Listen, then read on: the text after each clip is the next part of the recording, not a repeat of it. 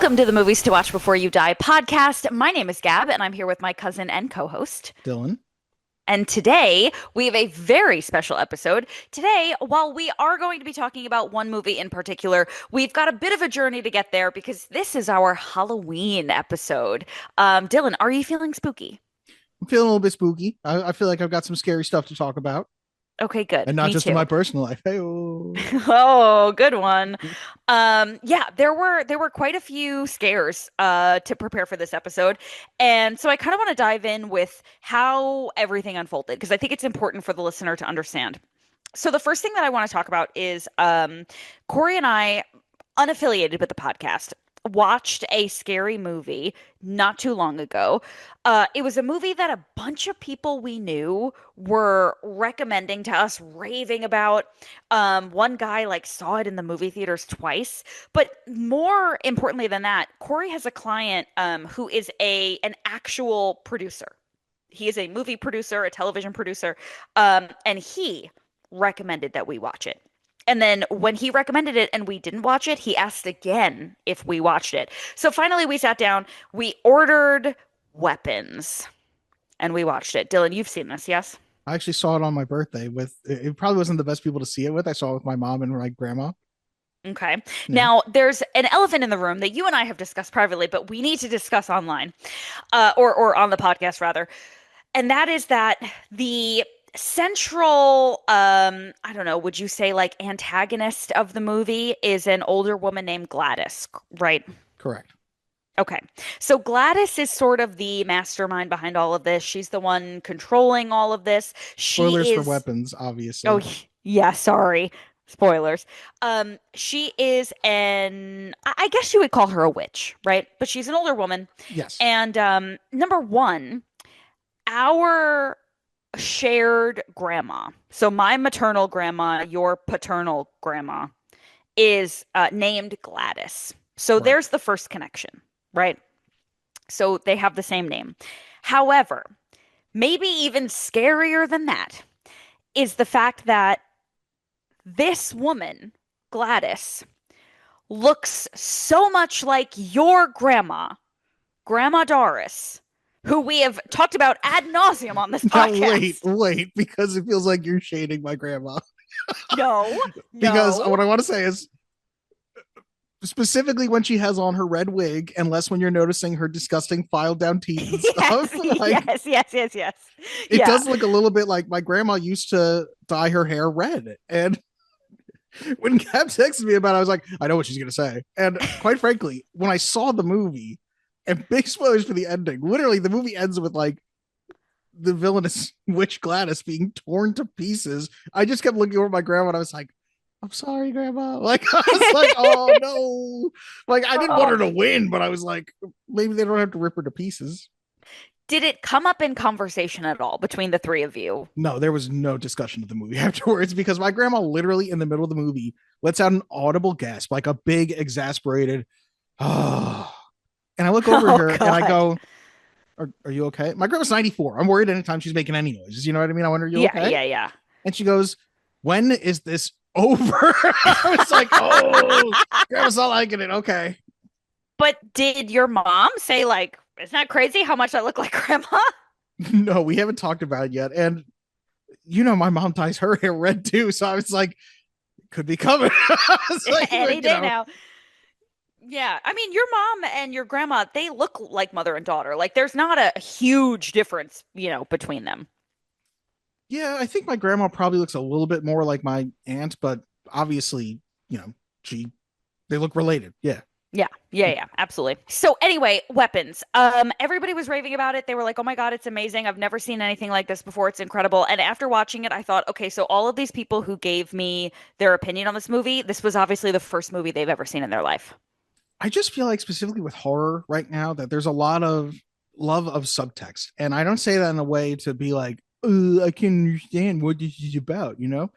I Hmm. probably should have done that voice. I regret that already. But what I mean to say is I just feel it's not necessary to have only subtext in your movie, and it's good to have it. But when the movie ends in a way that, why did it end that way? Why is it being narrated? Why? there were just things that didn't make sense. And there's a lot I really liked about it. I liked all the performances. I really liked, in particular, is his name Austin Abrams, who plays the junkie kid. I Hmm. love that actor. Like every time I'm seeing him in anything, he's great. I just saw Wolves on Apple TV, which was a pretty good movie, but he is stealing scenes with Brad Pitt and George Clooney. And I'm like, Wow. it's awesome. Yeah. What do you Yeah. think overall? So I definitely assumed that there was going to be a shit ton of subtext. And at one point, there's like what is it, like an AK-47 In the sky, yeah, during the in the dream. sky? And I'm like, I went in like, I know this movie is about school shootings. Like, I know it. I know they're trying to make a point about school shootings. I know that at some point we're going to find out that like this narrator is not narrator, but like our protagonist, the teacher, is an alcoholic. And so she's not a trustworthy narrator. Like, she's delusional, right? Like, she's imagining this, but really they all like are dealing with the PTSD of being in a shooting, right? And I'm like, oh my God. And then it was about a witch. And I was just like, dude, if it's a movie that clearly is about some kind of supernatural, like whatever, that's cool. But the way it was marketed felt like it was going to be something that was rooted in reality, where you leave a movie like, oh my God, I hope that doesn't happen to my kid. But as soon as you bring in, like, and then there's a witch controlling people, it's like, oh, well, now I know I have nothing to worry about, you know? I think in like a scary sense, it worked. Like especially when the principal character is chasing her at the gas station and stuff. I was like, oh no, this is freaky, even though it's kind of silly too. Which I Yeah. think it rides a fine line of being purposely like, I know this is silly, but also it's going to go so far that it's going to be scary again, and then it's going to go back to being silly. And I'm fine with all of that. I just wanted the story to work better, and it felt like it just sort of felt unfinished, and like there could have been more fleshed out. Yeah, I Corey made a couple of really good comments about how A, if this had truly happened, every single parent would have been involved. It wouldn't have just been one dad. Like, where were all of the other parents when the dust settled? You know what I mean? That's number one. Number two, they definitely would have been like, hey, did anybody notice that the weird kid who didn't disappear, his windows are all papered over now? Like, isn't that strange that his dad had some kind of stroke and looks really weird, and now his Aunt Gladys is around? Like, it wouldn't have gone unnoticed the way it did in the movie. I am just imagining nobody at like the grocery store was like, that kid's bought 20 cans of soups for a month. Like every day he Yeah. comes in and buys 20 cans of soup. Like, Yeah, like what's up with this? what's going on with that? Um, and then lastly, I just felt like I didn't really feel the silliness of the principal running at her. I didn't really feel any silliness. Maybe like preposterousness, right? Like, oh my, like how random is this now that this is happening? I'm shocked. But like the only time I felt there was any humor was in the end when the junkie kid kept getting up and chasing him, and then he would knock him down, and then he'd get up and start yelling and chasing him again, and then when Gladys is ripped to shreds and is chased around by the kids. Those two scenes felt to me like, okay, these are like weird, misplaced. Like, why is this humorous? This isn't a funny. I'm not in the mood for comedy, I you know? certainly wouldn't call it like a horror comedy. Like I think of movies like Army of Darkness or like that, which I don't think you've seen, but that No. is straight up. It knows when it's being comedic and it knows we're being a little scary now, but it definitely rides more towards the comedy side. I don't know. I thought it was fine. To quote the random woman that we saw it in the theater with, because she talked to me, my mom, and my grandma after the movie because it was just the four of us in the theater. Oh, funny. She goes, "What'd you guys think?" And we said, we were like, "Oh, the ending was a little disappointing, yada yada." And we go, "What'd you think?" And she just went, "Eh." That was pretty much her whole feeling on it. I was like, yeah, you know what? That sums it up nice enough. Yeah. It wasn't great. It wasn't terrible or anything like that. I just wasn't blown away, and maybe that's too high of expectations. Yeah. But it seemed like it was going to be the type of movie that blew you away based on the trailer and, the information that was released. So, yeah, eh. So that's the first thing. And I'm sorry to the listeners who are like, what the fuck are we getting at here? Should I talk about the horror Originally, movie I saw before you go into this? oh, please, yeah. I'll keep it brief. I saw the movie Good Boy. Have you heard about Good Boy? No. So, Good Boy is the movie that is told entirely from the dog's perspective, the horror movie. No, I don't want this. So, literally, they had to come out and say, and I'm not even going to call this a spoiler because the director has said the dog does not die. They had to say that because they're like, we're afraid that people aren't going to see this movie over it. Straight up. And originally, it was going to be like a straight to Shutter, I think, is the who it was going to be straight to streaming. And apparently, when the trailer came out, people were interested enough that they were like, let's do a theatrical release because I think it was like a $2 million budget. I think it's already made like $4 million, so it's doing well. Wow. Trust his instincts. A loyal dog moves to a rural family home with his owner Todd, only to discover supernatural forces lurking in the shadows. As dark entities threaten his human companion, this brave pup must fight to protect the one he loves most. I just want you to see Oh, it's a duck toller? a duck toller. What are you talking about? That type of dog is a duck toller. Look it up, bitch. I know my dog breeds. Indy from the movie Good Boys and Nova Scotia duck tolling retriever. I Yes! knew he was a retriever. Wow, Boom! you nailed that. You nailed that. Boom! He is such a good boy. It's the director's dog. Oh, It took them like 4 years to film it because they were like, we really went around his schedule, so we would just do an hour or two a day. This is at our house that we did it. You know what I mean? I'm like, that's really yeah. cool. And I And think he's, watching what I was just gonna say he was a good boy. he was a great boy. I think they do a really nice thing that the movie is very short. It's like 75 minutes or maybe shorter because Damn. you can't make this movie that long because it is a very simple story. But what's unique about it is the perspective. Hmm.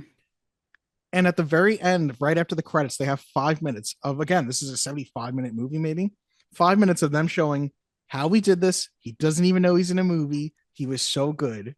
And they've apparently already Oh. sent a letter to the Academy about like they wanted to be eligible for like the best actor Oscar. And the letter, Indy, it's from Indy. And he goes, I'm not currently eligible for the Oscar. Do you guys not think I'm a good enough boy or something like that? And I'm like, oh, give it to him. Like, I just want to see the Oscars next year. And it's like Daniel Day Lewis, Indy the dog.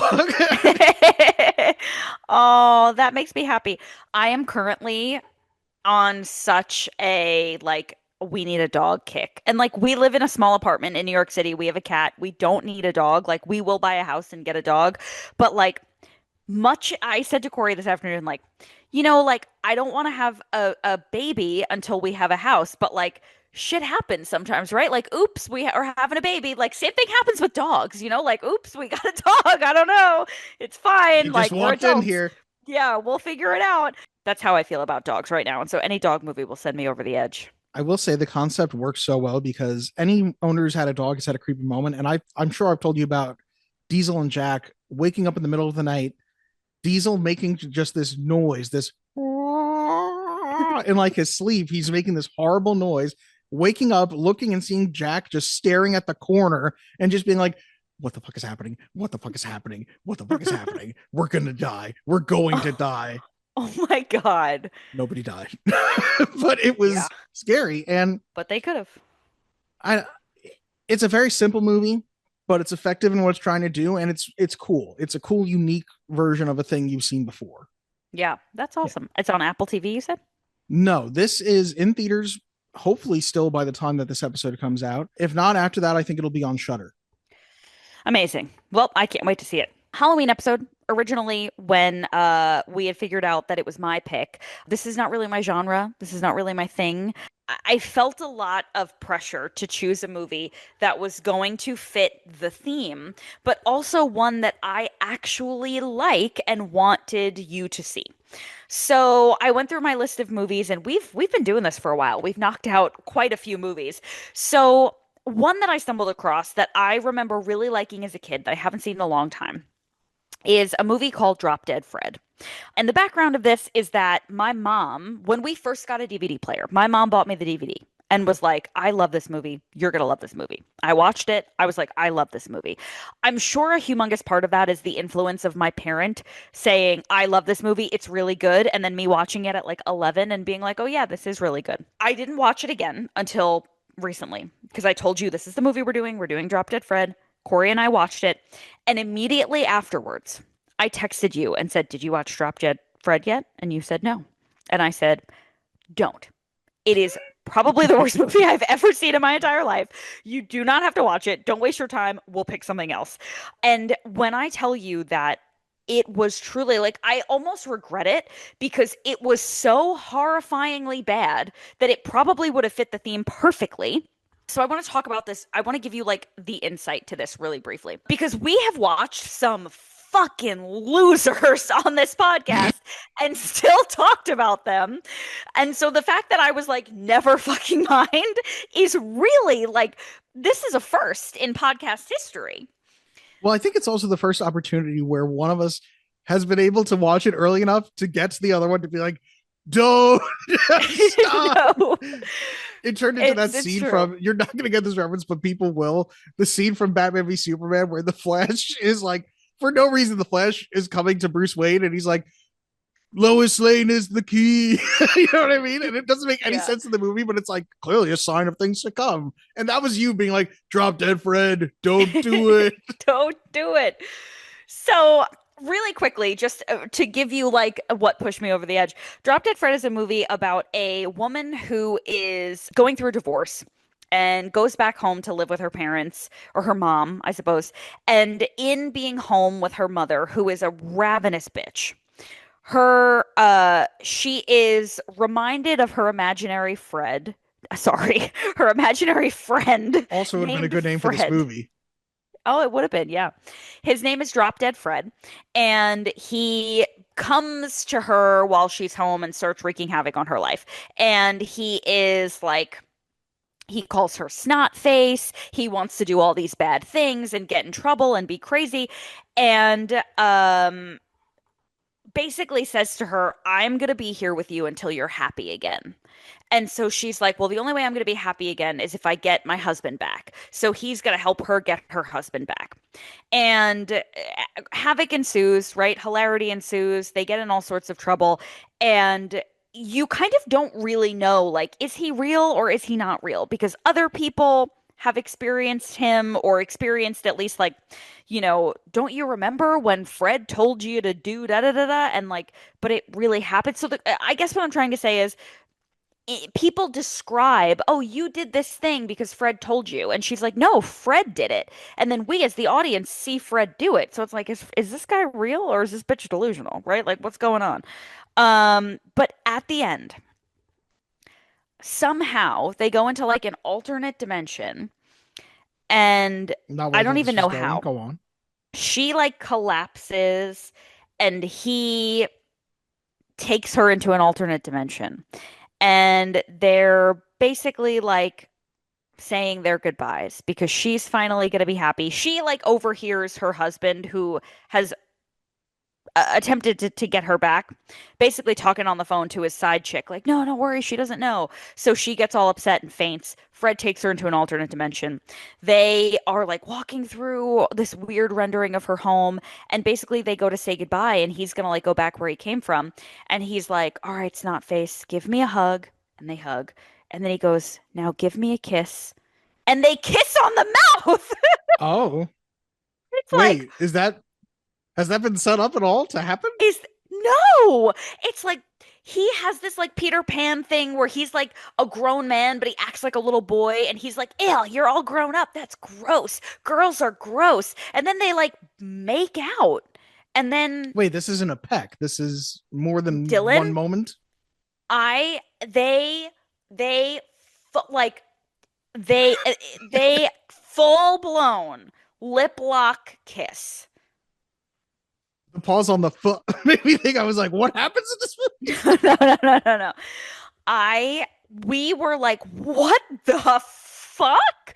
It was crazy. And like there was no lesson learned. There was no like it's not like, oh, her imaginary friend came back and reminded her how to have fun or reminded her whatever, or like told her like, oh, it was in you all along. Literally makes her life worse. They kiss, and then she like still doesn't have a husband. Definitely don't want Fred to say it was in you all along. It was fucking crazy. I actually like really thought that you were going to watch it and that we were going to be able to talk about this because when we told Frank, "Oh, we watched this movie." Frank was like, "Oh, I loved that movie when I was a kid." And we were like, "What is up with people having weird memories of Drop Dead Fred being good when in actuality it was fucking weird?" Now, let me ask you a question because I reached out to you. I remember I realized when we were doing the next movie, I went, "Oh, your episode's when this comes out, it's going to be Halloween." And you picked Drop Dead Fred, and I went, "Is that a Halloween movie?" And you went, "It's kind of Beetlejuicy," which also is not really a Halloween movie. Was it Halloweeny? Not even close. But I did remember it feeling like like a weird attempt at following in the footsteps of Beetlejuice. And I think Beetlejuice is a Halloween-ish movie. I think it's just gothic. I don't think there's anything about it that is necessarily Halloween. Mm, I suppose people dress up like Beetlejuice for Halloween. That's got to count for something. People dress up like Spider-Man for Halloween. All right. Um, anyway, we've wasted too much time on this, but it was the worst movie I have ever seen. And I'm saying, like, we agreed, Corey and I both agreed that of all the movies that we have watched for this podcast, that was far and away the worst. Congratulations, Recess School is out. Yeah. And that's what I said. I was like, I'd rather watch the fucking Recess movie. Which I still say is a good movie, but whatever. Yeah, good. I'm glad. So If you want me to anyway, segue here, Beetlejuice, directed by Tim Burton. You know what else Tim Burton was involved with? The Nightmare Before Christmas. There it is. Yeah. So in a full-blown panicked, what the fuck? I don't even know what to do. We just went with The Nightmare Before Christmas. So anyway, sorry. We talked about a bunch of different horror movies, including some that were not meant to be horror movies that just turned out to be horror movies because Horrible movies. yeah, it was just so tragic. But we landed on The Nightmare Before Christmas. I watched it last night. Dylan, tell the people what this movie's about. What's this all been about? What am I working toward? Explain! As you would a child. You think you know everything about me, don't you? I dive at your bottom. I bloody well ought to. The Nightmare Before Christmas is about Jack Skellington, who is the Pumpkin King and I guess the unelected ruler of Halloween Town. And he's sort of, it feels like, I'm picturing the trailer voice guy being like, Jack Skellington's in a rut. Jack Skellington is tired of Halloween. He finds out about Christmas and decides he wants to, give it a try at being Santa. And he wants to try not being Pumpkin King for a bit and get out of his comfort zone, I guess you could say. And shenanigans obviously ensue as the people of Halloween Town don't quite understand how to do Christmas. Yeah, I think that's good. Do you have taglines for me? No, IMDb. Well, I have both. IMDb, their plot summary: Jack Skellington, king of Halloween Town, discovers Christmas Town, but his attempts to bring Christmas to his home causes confusion. One tagline: a ghoulish tale with wicked humor and stunning animation. All right, can't argue with that. It's a tagline. Yeah. Yeah. When was the last time you had watched this prior to your podcast viewing? To be honest, I'm not sure if I've ever watched it in full. Wow. And if I have, I don't remember the last time I did. Like, I obviously know bits and pieces. I knew what's this and stuff like that. But I've never really been into this movie. So I feel like yesterday was the time where I was like, let's give it a shot, sit down, maybe you'll like it. Maybe it's not what you think it is, that type of thing. Yeah.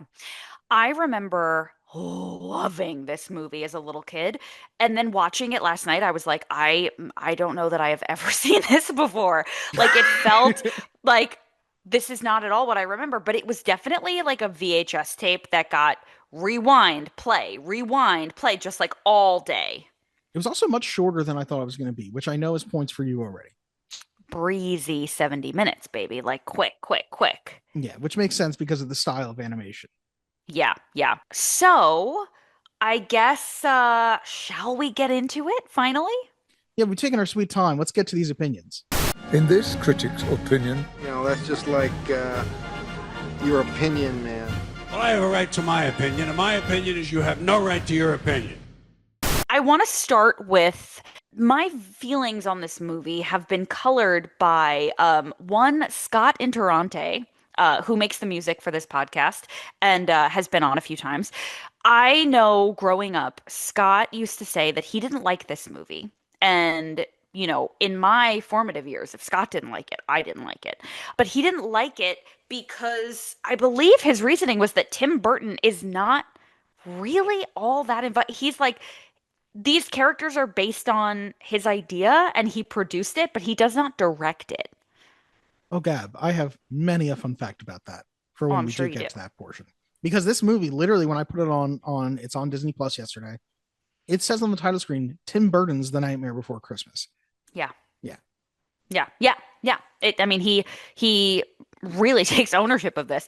I gotta be honest with you, I'm not like a huge Tim Burton fan. Like I don't dislike him, but I would say that I'm very like neutral on him. I think he had a really strong period of time, and then I feel like there was a cutoff point where it became. I don't.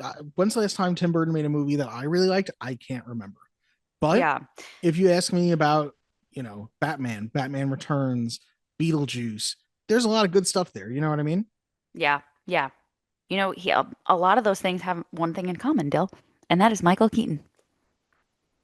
Oh my God, I didn't even realize that when I said that. Maybe But you're just a Michael Keaton fan. well, Get in line.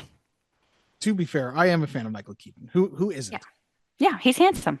I'm trying to think of what other things I'm thinking of from the 90s specifically. I feel like Planet of the Apes is where really he stops. You know what I mean? It's after Planet of the Apes, nothing is as good anymore. But you got Mars Attacks, you got Ed Wood, Edward Scissorhands. So a lot Pee Wee's Big Adventure, a lot of stuff that was very big for that decade. Yeah. I don't Yeah. love all that stuff, but a lot of stuff that was big. Sure, sure. First of all, I went in sort of like I remember loving this movie as a kid. I sort of detached myself from it since, right? Especially with somebody that I was so attached to saying they didn't like it. I just never watched it. And so last night felt like a first time viewing. And of course, Corey is a big fan of this movie, and so much so, in fact, that our cat is named Sally after After Sally. Sally? Yes. After Jack? Yes. So she is named Sally. And all night as the movie was playing, we kept looking to see if she would respond to her name, and she didn't give a fuck. But I I was very surprised by the incessant musical numbers in this film. I think there are 10 songs, but it's a musical. You didn't know it was a musical going in? No, I just thought it was like, back then movies would have like one or two songs in them. What I didn't know, and obviously something I'll get into more in the facts as well, but it's a different actor for Jack singing than it is for Jack's acting.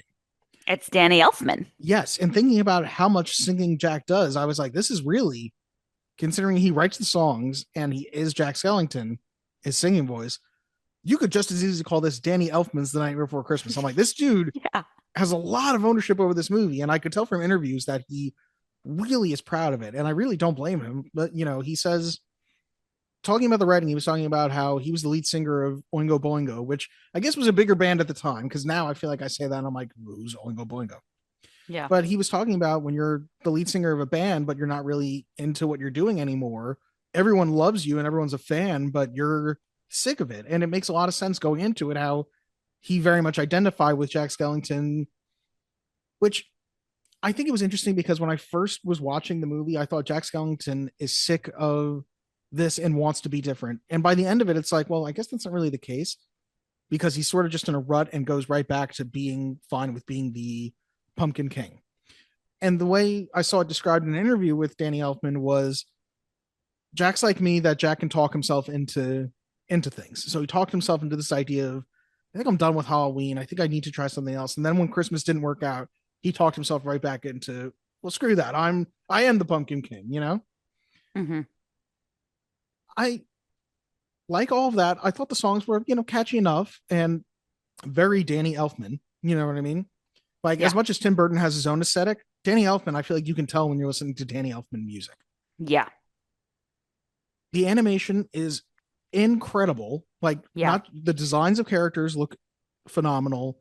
The way they move looks phenomenal. The fact that you sometimes have, like in the very first Halloween song, you see these ghosts flying over carrying packages, but the ghosts are hand drawn. The packages are still stop motion. So that means that they had, these packages on wires moving in time with all their other characters and the camera movement at the same time. Then you have to have somebody go over each frame of that and trace where exactly these packages are. And then you have to have somebody draw in these ghosts that are then going to move with it when you put it all together. And I was like, wow, that looks great. It truly holds up. Like a lot of times you watch some of these animated movies from the 90s and you're like, it's not great. If that movie came out today, people would be thrilled. I think a lot of the time I feel like claymation or stop motion, because this is stop motion specifically, I don't think this is claymation technically, has this feel of being out of time, because it's something that they've been able to do since the original King Kong in the 1930s, but they've just perfected more and more over time. So you technically could have made this at many different times, although I think some of the camera movements are remote controlled to be able to be repeatable, you know. But there's something old fashioned, but still so technically perfect about it. Yeah. We brought up Sally. How do you feel about Sally and Jack's romance? So, yeah, this is a big point of contention for me. So, I think, first of all, Sally, cover your ears.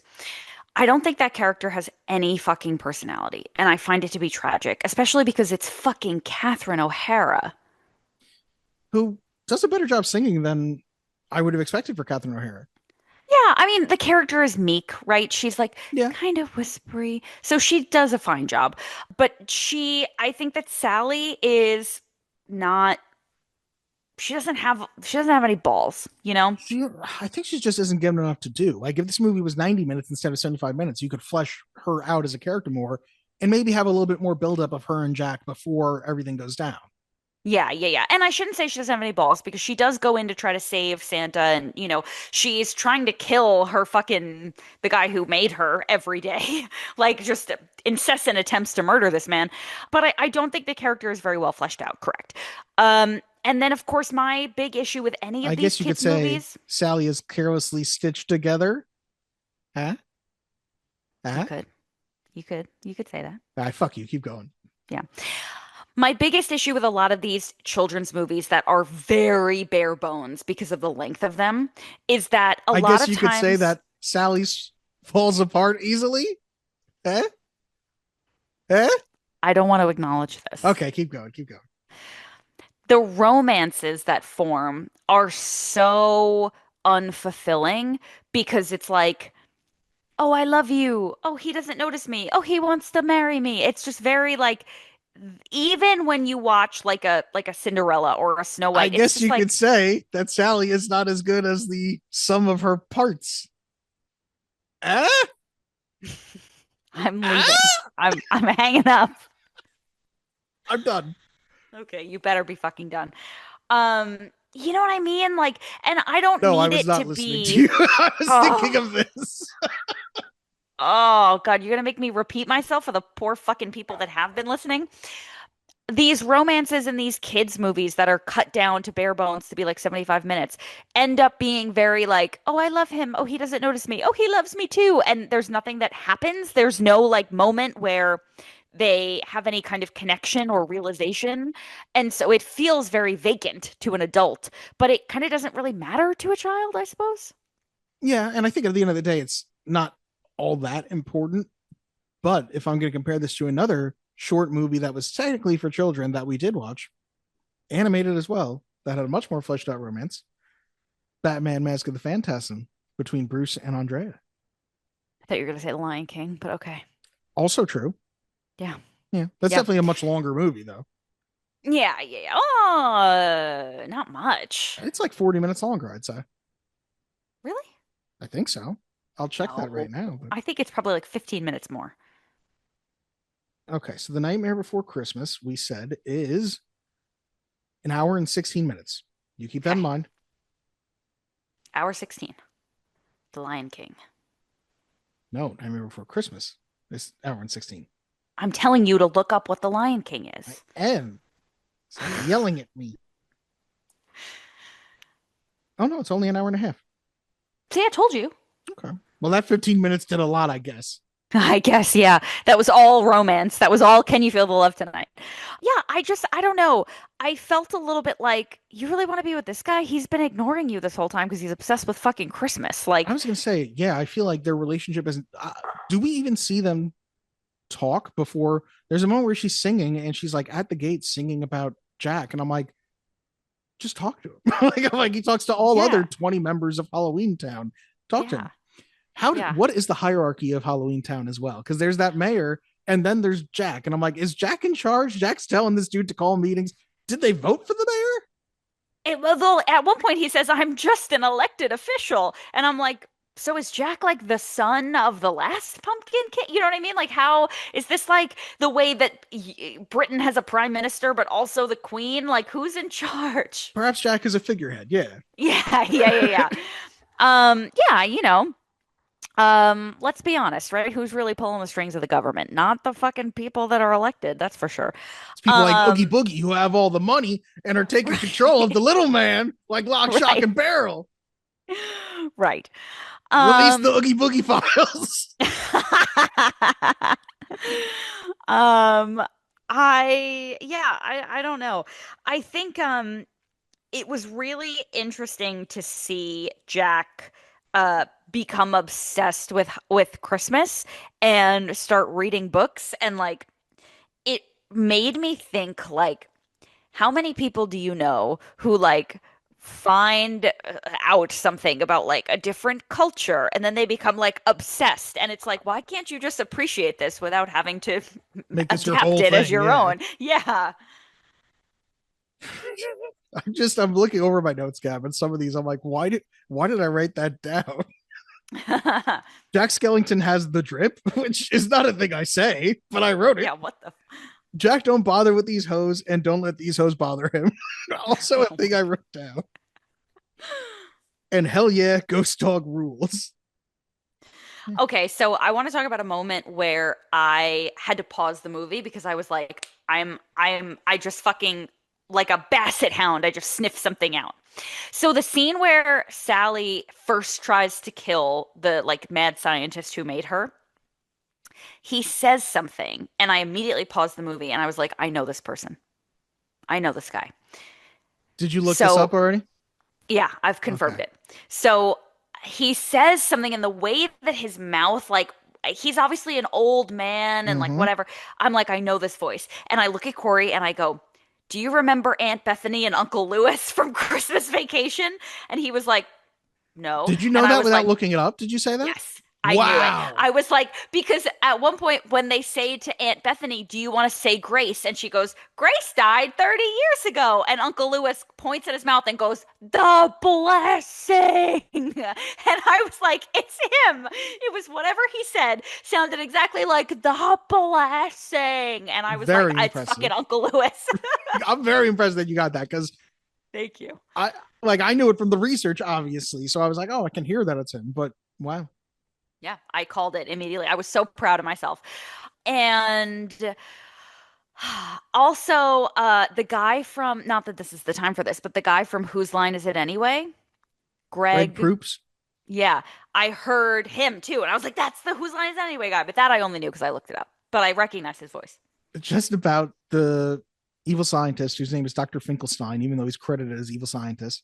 I wrote down, she keeps poisoning you. Stop letting her make your soup. Like, I was like, what are you doing? Corey was like, at some point, surely he's going to start ordering dinner, right? I was like, you can build living creatures. Build somebody else to be your chef, for Christ's sake. Yes. Yeah. The children. So in the beginning, the movie is starting, right? And this is Halloween. Blah, blah, blah, blah, blah. And I looked at Corey and I said, did you ever think about getting a Jack Skellington tattoo? And he said, yeah. And I was like, why didn't you? And he was like, I don't know. So I said, is Jack Skellington a good guy? Like, he's nice, right? And he was like, yeah, he's nice. He's just a little impatient with the children. And so in my mind, I thought maybe when he was Santa, he was going to like be impatient with the children. But what he meant was when the kids, when they bring back the Easter Bunny and he gets mad, Corey was like, yeah, he's just not patient with the children. Which I did love. That's the one moment where I was like, oh, Jack is the Pumpkin King for a reason, where he's like, that's it. I'm going to be menacing to you little fuckers. Like, he was like, I gave you one job. Bring back Sandy Claus, which I did like Sandy Claus. I was like, that's cute. Which, speaking of when he first gets back from Christmas Town, I found myself asking two questions. One, how does he get back from Christmas Town? Because we see him go in the door and then there's no doors anymore. You know what I mean? Yep. So I was like, did he just wander around the woods until he was like, where the fuck were those doors here? And the other, which, again, not important. The second thing I thought was, can you imagine if you lived in like fucking Flag Day land or somewhere like that, where it was like another 364 days until Arbor Day again? Like, you know what I mean? There's a bunch of holidays out there that are like Hey, you got it pretty good over in Halloween Town. Why don't you take it easy? Honestly. There was a Thanksgiving door, and I just imagine that everyone in there is like the people from Wall-E, where they're like in floating chairs, because all you're doing is just gorging every day, where it's like, we're literally stuffed. Oh God, no, that's so true. What other doors were there? Was Valentine's Day? That's got to be a nice place to live. I do have the, or it's just a mass orgy every day. Like I said, nice place to live. Meanwhile, there's a bunch of people who are like, why am I alone? And they're just eating chocolates. Aw, yeah, Yeah. Somebody's got to eat that shitty candy. You know yeah. those like chalk hearts that have messages on them? Those are terrible. Disgusting. And the messages suck. The messages suck, and it's made by the same people who I feel like probably make Smarties and like Necco wafers. Necco wafers, yeah. Smarties are good. I don't mind Smarties Smarties. are terrible. So, I want to talk about Oogie Boogie. Yeah, I have something Oogie Boogie adjacent I want to talk about too, but you go ahead. Last year, when Corey and I went to California, we did a day at Disneyland. And because it was like late September, they were in Halloween mode. And so the Haunted Mansion was fully Nightmare Before Christmas, which is cool. And I wish I had seen the movie before we experienced that because it probably would have made, like, I would have had better connections.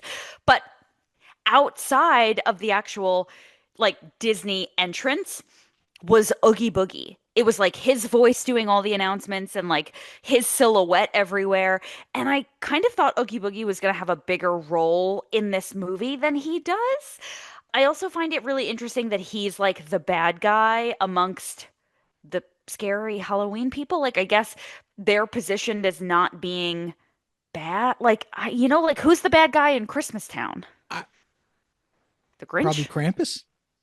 Mm. I feel like, or maybe there's just not one. I was like, it's not a job assignment. Yeah. But I feel like the thing about Oogie Boogie is it seems like he's the only one who wants to do harm. Like everybody else likes scary stuff, but he's the only one who's like, no, let's murder Santa. You know what I mean? Yeah, yeah. I also Yeah. think he has a gambling problem. I think he has a gambling problem as well. I never really noticed, like, again, I don't remember seeing this movie in full anytime before, but I don't remember Oogie Boogie being known for like shooting craps and having a thing with slots. I was like, what's going on here? What, does he run a casino? Yeah, he's got cards. Yeah. Yeah. I do find it interesting that he is obviously the boogeyman, right? Yeah. And I don't know formally if I've ever been introduced to like what the boogeyman actually is. I've told you about my nightmare as a child where I thought it was a man made of boogers chasing me. That I did not know. It's terrifying. I had the nightmare twice in my life, I remember. Once as a young child and nobody helped me. Like I remember running up to my mom and dad and they like didn't turn and look at me. They didn't do anything. And I was like, I gotta make it out of this room before the booger man gets here. Oh God. And I ran up to my brother's room and I was like, help, the booger man's coming. And nobody helped and the booger man got me. Oh boy. Yeah. Had the dream Well, again as an adult and didn't really, I think it went pretty much the same fucking way. I was like, how have I not learned? Oh God. I think what's really interesting is that we find out in this movie that according to this thought process, the boogeyman is a burlap sack full of bugs. I kind of dig that. Like I thought it made for a cool design. Yeah. Yeah. I was into it. I liked when he was like, my bugs, my bugs. Which I really liked. I thought maybe I knew that guy from more stuff. I thought his voice was cool.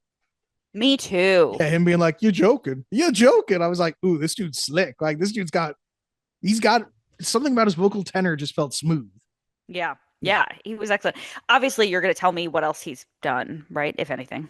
I'll tell you about a couple things, but there really wasn't that much. I think he's much more of a stage performer, or maybe he's more of just a singer in general too.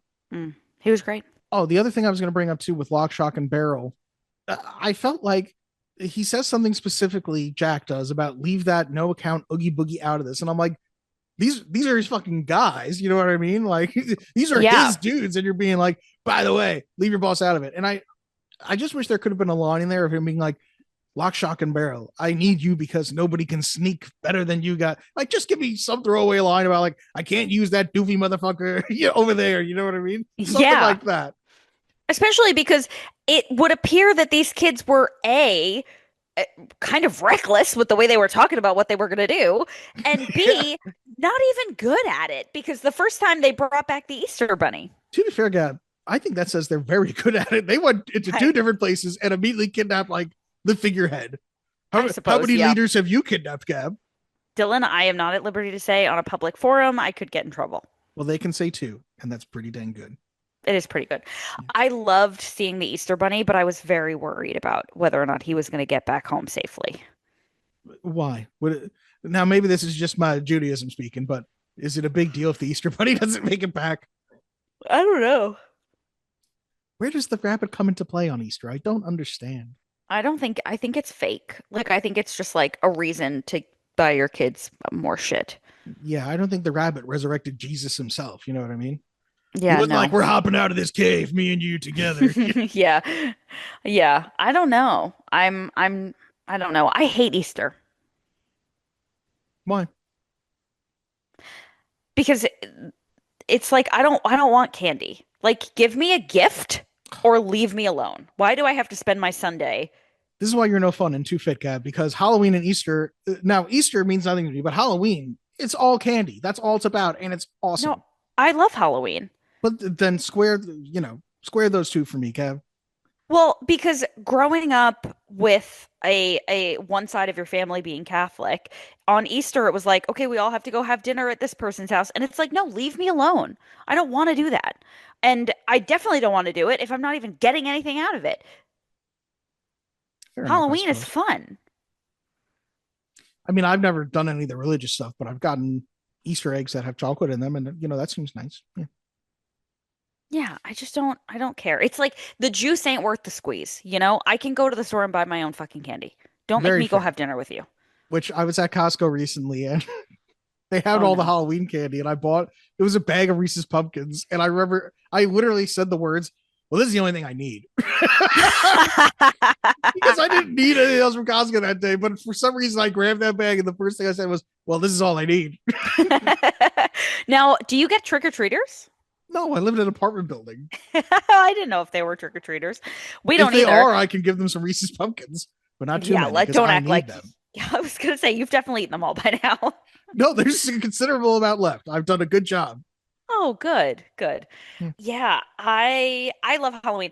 I will say this, I haven't dressed up for Halloween in many years. Yeah. Not because I don't want to, just because I have no reason to, you know? But I do look forward to the day that we can do family Halloween costumes. I am going to go fucking hard on a family Halloween costume. I absolutely adored Halloween as a kid. I loved trick or treating. I loved getting candy. I loved trading candy with like my brother or my friends if I went trick or treating with them. And I feel like as an adult, I still love Halloween because it's like, well, it's still about the candy. I'm just gonna have to get it myself. And now it's transitioned to just being like, okay, but now it's about horror movies and watching horror movies I love or horror movies I haven't seen, and just still trying to make it something. I think the thing I try the least to do is to just end up having it be another day. Which there's definitely been a year or two where it's been like, what'd you do for Halloween? I worked, and that's all. Yeah, But yeah. yeah, I'm hopefully I'm doing something Halloweeny right now while you're listening to this person. Yes. Yeah. And if you are listening on Halloween, we're very sorry that you don't have any other plans. They might be doing other stuff. They might be trick-or-treating and have the headphone in one ear. Could No, be. I Well, don't think pay that's our pay better demographic. attention. Yeah. Yeah, I this year Halloween is on a Friday, so I'm hoping that we will have something fun to do, but not much of a candy household. Sadly. Can I bring up something that I didn't see in any of my facts and isn't really said in the movie, but has to be the case? Please. Zero, Jack's dog, is obviously dead Rudolph, right? I don't know. I don't think so. He leads the sleigh with his light Yeah. up nose, for Christ's sake. Yeah. Yes, but I think he's a dog. I don't think he's a reindeer. I thought he was dead Rudolph. No, I don't think that makes any sense because he's a dog Why does it make more sense that Dylan. he's a dog with a glowing nose? And how do you know he's a dog besides the fact that he acts doggish? and he woofs. Dylan, I identified that duck Well, toller. I can identify a dog. Okay. what breed is Zero? He's a Jack Russell. Next question. You did identify that duck tolling retriever very well. I I did. I can't come back at you after that. Yeah. I also like that when Jack fails at being Santa, which feels very the realistic version of like we would shoot Santa out of the sky with rockets for sure. But he falls, and first you get this beautiful shot of him in this angel's arms in the cemetery. But he has a line that I really like where he just goes, "At least I left some stories they could tell." And I'm like, what a great way to look at that. He's like, you know what? It was an interesting year, right? for sure. People Yeah. aren't going to forget about this Christmas. I think it's there's so much here that I really like because number one, his obsession with Christmas and his obsession with like having something that's like nice and beautiful and not scary is so cool. And then when he does Christmas, it's like, oh, you kind of missed the mark on this. Like this is still a little scary and weird and whatever. But I think because he is not, many of us make the holidays, Christmas specifically, put a lot of pressure on it and make it like this, it has to be perfect thing. And because he's Halloween, he's kind of like, oh, that was fun, right? Like the pressure is much lower. And I think if Santa were to have to do Halloween, it would be like a much bigger to do. Is that making sense? Well, it just feels like it shows that even though he was trying to tell the people of Halloween Town about Christmas and he was like, they're not getting it. It was like, this is not, you don't fully understand this either. And Yeah. this is not fully your thing. And I wrote down at some point, no wonder Jack was in a rut. He's mastered the macabre and the Halloween stuff because he's in Oogie Boogie's lair and he makes easy work of it. Like he avoids everything. He's like, yeah, I know how this works. He goes into like little fucking spider mode. And I'm like, like if you put him in the Monsters Inc. world, I'm like, Oogie, not Oogie, Jack dominates. You know what I mean? Jack's running up the scare score. I don't think he does so well in like the laugh department, but I just found something very sweet about the fact that he wanted to try something outside of his box. And then he was fine with, going back to what he, I guess, is more made for and what he has the talent for. Yeah. Do you think it was a midlife crisis? I'm guessing this was a bit of a mid-afterlife crisis of some kind. Yes. Yeah. Sorry, one more random note I wrote down. Does Oogie Boogie have a DraftKings account? Who knows? Probably. Probably. Yeah. Probably. After we were done watching the movie, I said to Corey, what do you think what's the central message of this movie? And he goes, mind your fucking business.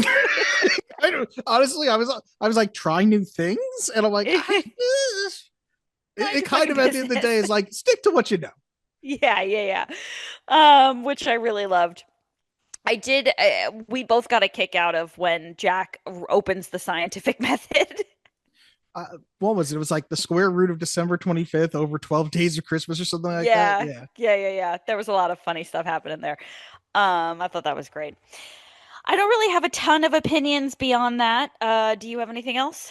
Last thing I wrote down was the line for it is plain as anyone can see, we're simply meant to be. And I was like, that, oh, so you say, like it was not plain to see. Yeah.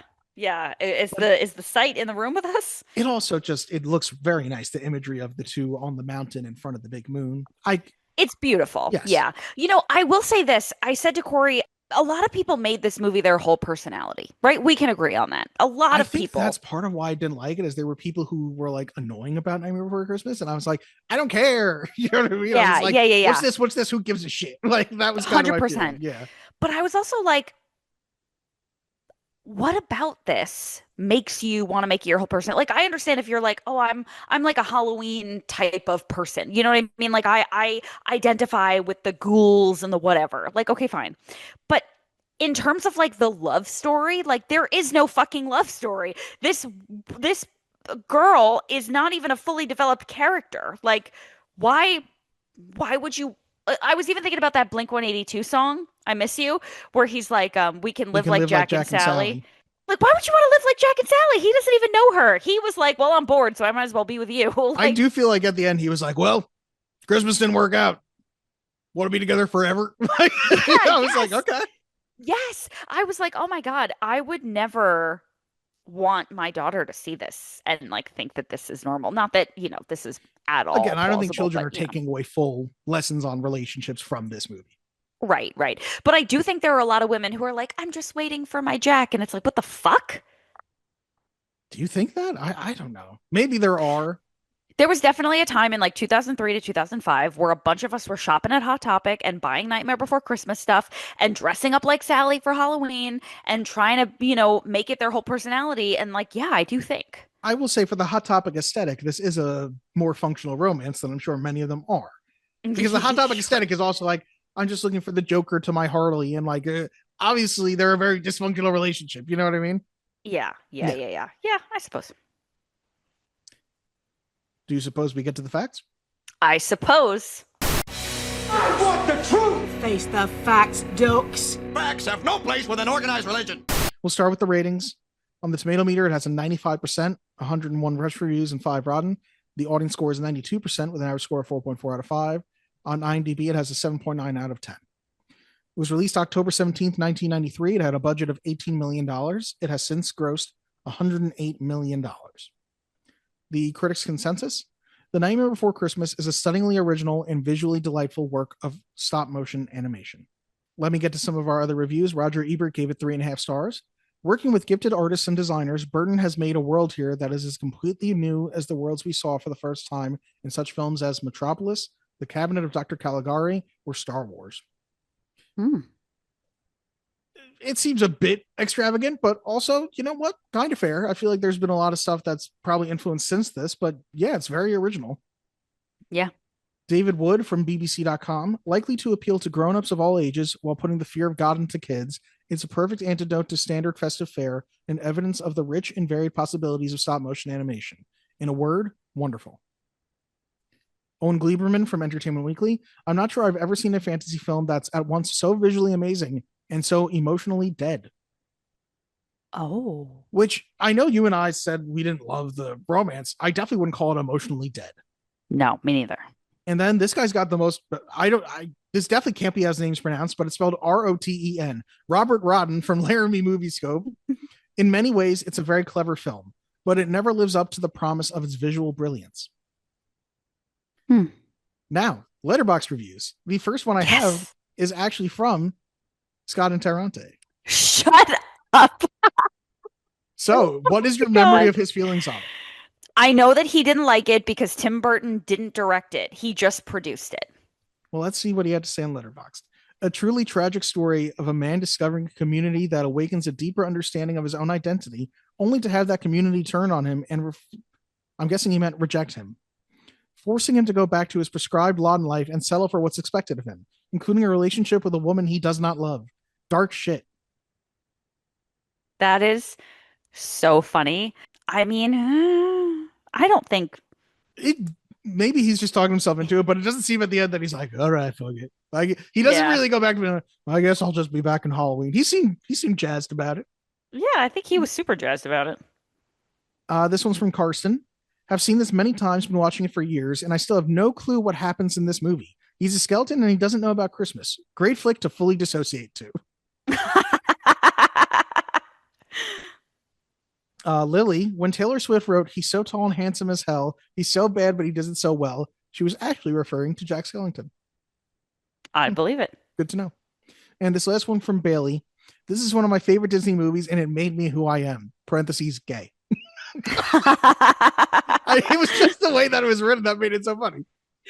That's great. The movie is directed by Henry Selick. Not by Tim Burton. Directed by Henry Selick. Yep. Who also directed James and the Giant Peach, Monkey Bone, and Coraline. Okay, can I tell you something really funny? Go right ahead. Anytime. So, like, there's a guy at our gym who's like a big weightlifter. Okay. He wears this like tangerine colored shirt, and Corey will go, "Why does he want to look like the Giant Peach so bad?" Oh. Why does he want to look like the Giant Peach so bad? That movie freaked me out as a kid. Yeah, it was freaky.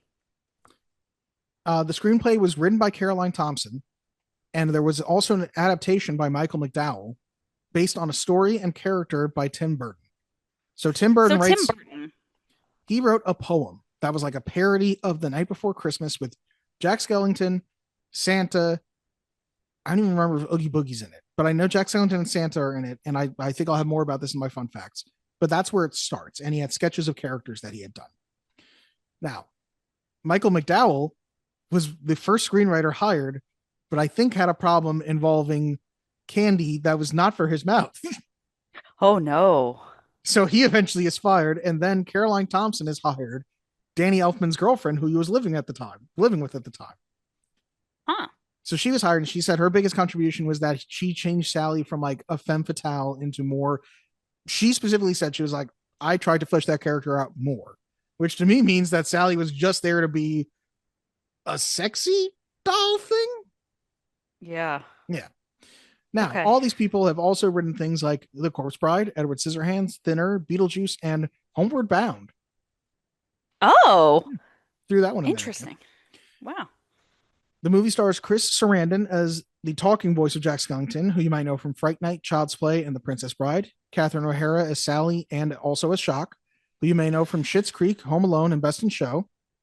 William Hickey as Dr. Finkelstein, who you may know from Christmas Vacation as Lewis and Major Payne. Glenn Shaddix as the mayor, who you may know from Beetlejuice and Demolition Man. Paul Rubin as Locke, who you may know from Mystery Men and as Pee Wee Herman. Ken Page as Oogie Boogie, who you may know from Dreamgirls and All Dogs Go to Heaven. And Edward Ivory as Santa, and Danny Elfman as the singing voice of Jack Skellington, the voice of Beryl, and he is also the clown with the tearaway face. The music is by Danny Elfman, who also did the music for The Simpsons, the Tobey Maguire Spider-Man films, and Batman 1989. The movie was nominated for an Academy Award for Best Visual Effects. It lost to Jurassic Park, which is fair. Gab, do you want to hear many a fun fact? I'm ready for fun.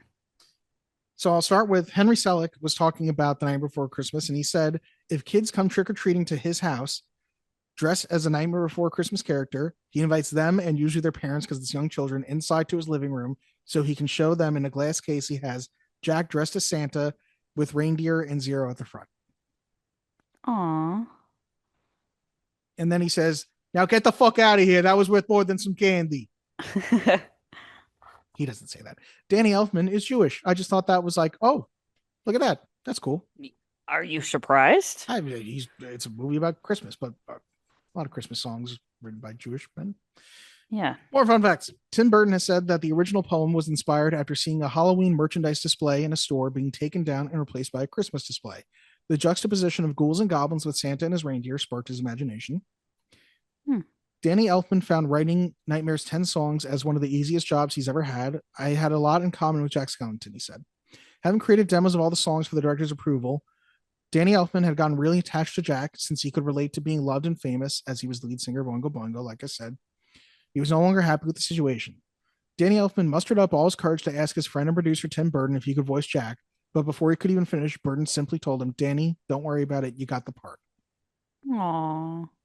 Zero's nose is actually a tiny glowing jack-o'-lantern. Oh, that's cool. In the extended ending of the film, heard on the soundtrack album, many years later, Santa Claus returns to Halloween Town to visit Jack and finds that Jack has about 4 or 5 skeleton children. Aw. Oh. With Sally? Hey, I don't know how Jack gets down. Maybe. Okay. I would assume so. Tim Burton had written a 3-page poem titled The Night Before Christmas when he was a Walt Disney Animation Studios animator in the early 80s. He took inspiration from the televised specials of Rudolph the Red-Nosed Reindeer, How the Grinch Stole Christmas, and Jun Hee Kwan's poem A Visit from St. Nicholas. He also started writing a story and making sketches for a movie adaptation, while sculptor Rick Heinrichs made 3D images of Burton's drawings. However, Disney believed that Tim Burton's style was too dark for their usual output, so he pursued his career elsewhere. When Batman 1989 turns out to be a big box office hit and Burton tried to buy back his story and ideas from Disney, they were eager to work with him and gave him $18 million and free reign to develop the movie. But he was contractually obliged to do Batman Returns for Warner Brothers, so he asked Henry Selick, who he had worked with at Disney, to be director while he stayed on as a producer. The sculptor, Rick Heinrichs, was pulling double shifts as he was doing Batman Returns and working on Nightmare over the weekends. Burton's original poem can be heard on the 2008 special edition Blu-ray DVD release, narrated by Christopher Lee, with an animated visual accompaniment. Now, in the original poem written by Burton, the only characters that existed were Jack, Zero, and Santa. That's what it is.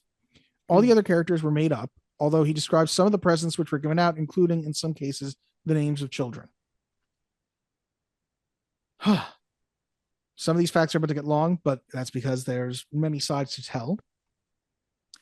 There is something of a controversy over exactly who has the rights to call the story and film their own.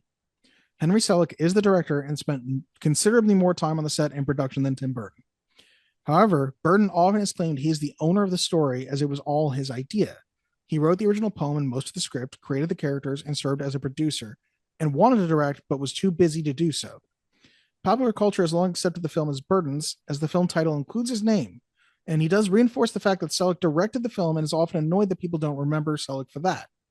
On the direction of the film, Selick reflected, It's as though Tim Burton laid the egg and I sat on it and hatched it. He wasn't involved in a hands-on way, but his hand is in it. It was my job to make it look like a Tim Burton film, which is not so different from my own films.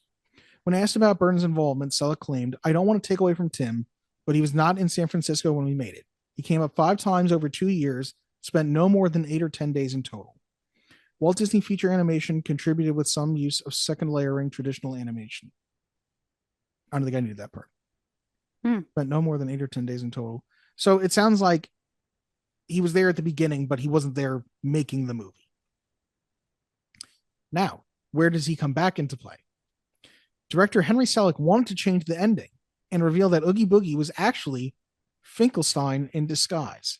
Finkelstein, upon defeat, would admit that he was doing this because he was jealous that Sally chose Jack over him.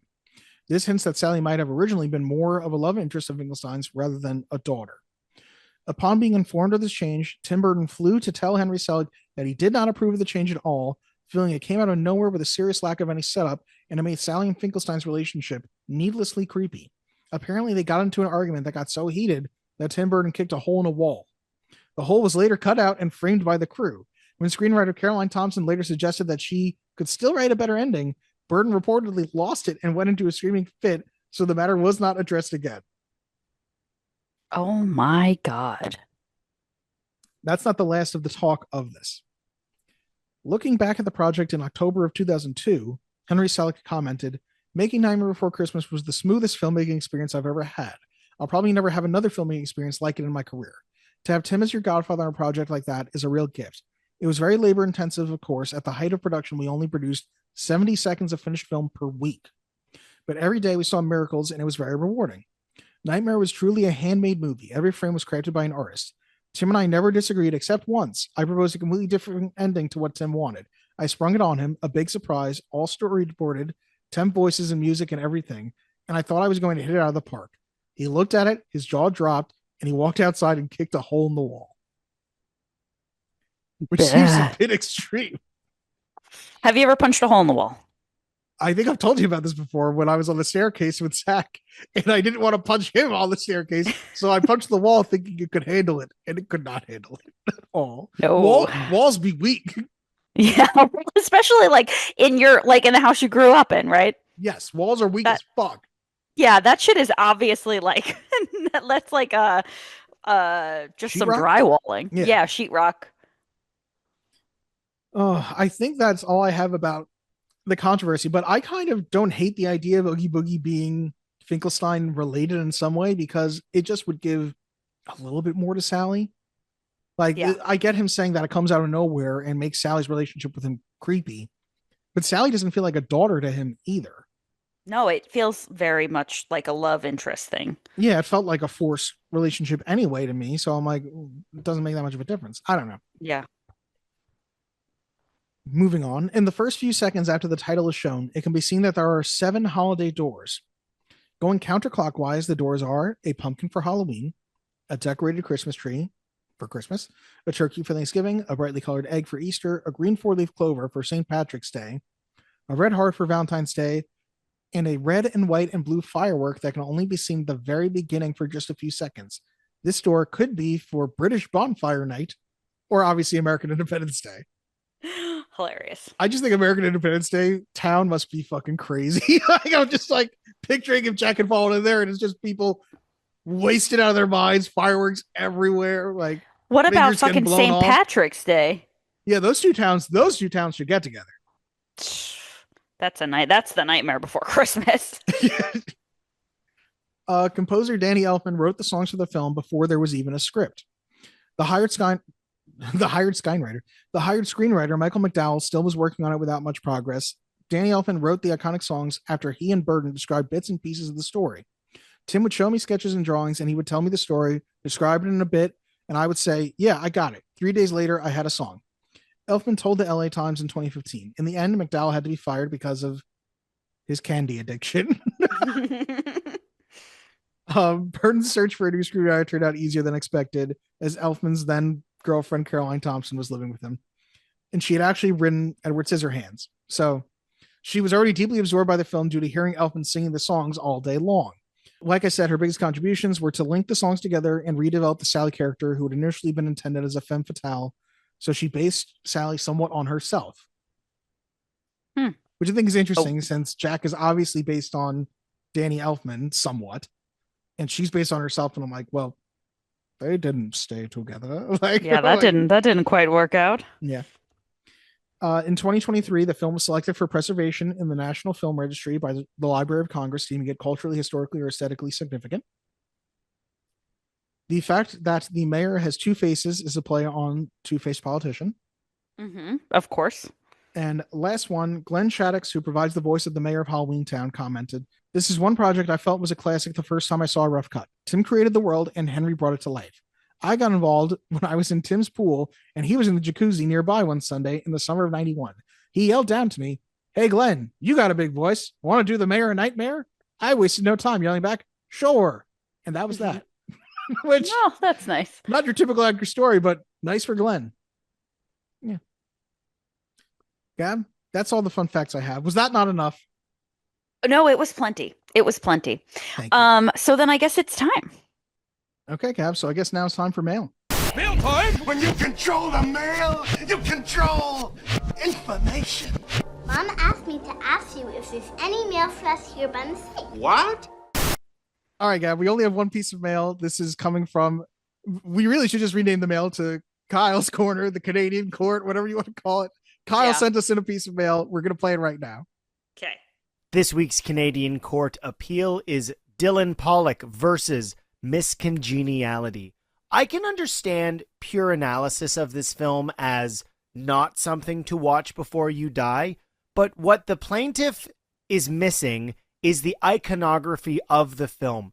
If there are lines that permeate pop culture that become heavily referenced, that wind up being one of the movies that defines an actor's filmography, whether that be good or bad, that's besides the point. If a movie reaches that level of significance that it is referenced when talking about that actor or a major part of several actors' filmographies, Miss Congeniality is a movie to watch before you die, and I believe that this movie requires a second viewing and a new vote. Court is adjourned. Bye, guys. Now, quite frankly, Kyle, I want to point out, you called this Dylan Pollock versus Miss Congeniality. I nominated Miss Congeniality. So this, quite frankly, should be Gab versus Miss Congeniality. Yeah, I was confused at where he was going with this. I thought maybe he was also going to say that the movie wasn't good. And we've talked about this before, and I think there has to be a little bit of leeway to the development of this podcast because, as we've mentioned in the beginning, I feel very much like we were each trying to say no. So we were very tight on the reins at first, I feel like. Yeah, I feel like it was we were experimenting with this argumentative, we disagree on this. And so I feel like I went into the movie this movie is going to suck because I know it's going to suck. And that was the aim of the podcast. I'm sure that if I watched it again, I would like it. I don't even remember what I said I didn't like about it. There's also a good possibility that I watched it at 4:00 in the morning. So, I unclear. But okay, Kyle, I think that's fair. If something permeates pop culture that much, it probably belongs on the list. So is this us saying that we should update the list and add Miss Congeniality? No, I'd have to watch it again. I mean, listen, how many fucking times do I have to tell you that I'm down to do rewatches of these movies? I'm happy to take 2 weeks and rewatch 3 or 4 different movies and then just have an episode where we revisit. That's okay. You're the one who won't do it. Maybe we do that for a big number where I won't. We have had this conversation. I know, and we'll continue to have this over conversation. I'm sorry, listener who happens to be listening to this mail. I'm sorry, one guy. I'm sorry, Scotty Cameron. I'm sorry you're hearing this back and forth again, Scotty. I'm sorry. Sorry. You and Kyle must be very upset about it. We'll get to your goddamn verdicts. I'm sorry. Do or do not. There is no try. The guilty will be punished. Sentence to death. I will go first since I chose this movie. I will say, I think that when you watch a movie that you loved as a child, it can often be a little jarring when it is not as what's the word I'm looking for? Like it- full of depth as maybe you Substantial. remember. Yeah. Yeah, it's not as substantial as you remember. And so I think that this movie has that working against it. Corey loves it. He named Sally after it, right? Like I was expecting to love this movie, and I thought that it was good. I liked it. It was a fun watch. I don't know that I am enthralled with the world of Nightmare Before Christmas. I don't think that it is going to be something that I think about daily or weekly. I think it was a fun little Halloween watch. And I am going to go ahead, Dylan, and I am going to say that this is a movie to watch before you die because it is so freaking stunningly beautiful. The animation is unbelievable. It's so visually pleasing. And I do think that it's a really good movie to show your kids. Like, I will definitely, when my kids are old enough, be like, hey, it's Halloween. We're in between Halloween and Christmas. It's Thanksgiving-ish time, whatever. Let's watch The Nightmare Before Christmas. Is it the best movie I've ever seen? No. Do I think it is significant as a film and something that everybody should experience at least once? Yes. So I say yes. What say you? I agree with a lot of what you said. I don't think it's very substantial. I think the romance is definitely lacking. But I do think it's gorgeous. I think the songs are pretty good. I think it's definitely worth seeing once. So it's very tepidly, but I'm also going to call it a movie to watch before you die. And I think this is the first one we've agreed upon since Superman, which was a while back now. Yeah. But we will add it to the list, The Nightmare Before Christmas. Even though neither one of us is like, I would watch this again right now. We're both like, you should see it. Yeah. Yeah, I think you should see it. I'm glad that I watched it. I'm glad that I have a more firm understanding of what it's about. Um, you know, I think it's a really good Halloween movie in a world full of like either like hocus pocusy, silly kids movies and scary horror movies, you know? Yeah, it's one of the better Halloween movies that's for kids while also being watchable for adults. Yeah. Yeah. Yeah. All right, Gab, I guess that about wraps it up. So, all right. And just so that we're clear, Drop Dead Fred, not a movie to watch before you die. Which is why I'm not going to watch it. I've heard it's not a movie to watch before you die. Yeah. Yeah. Yeah. All right. Why don't you say the things? Oh, you got me. I normally try and beat you to this because I don't like to say the things. If you want to, you can send us a voice note or an email at movies2watchbeforeyoudie@gmail.com. You can find us on all your podcast platforms as you're obviously listening right now. You can find in the description below a link tree, which will find everything we have. You will find out about our merch. You will find about Gab's Venmo. You will find the link to the Hall of Pods podcasting network in there as well, I think. And, next time we come back, we're going to talk about another movie that may or may not be good. And Gab, please save me. You're not even looking. Help me, Gab. Listen, listen. Thanks for listening. Click on something, send us an email, let us know what movie you want us to do, let us know how you feel about The Nightmare Before Christmas, and don't watch Drop Dead Fred. Bye. What the heck? I went and did my best, and by God, I really tasted something swell. And for a moment, why, I even touched the sky, and at least I left some stories they can tell.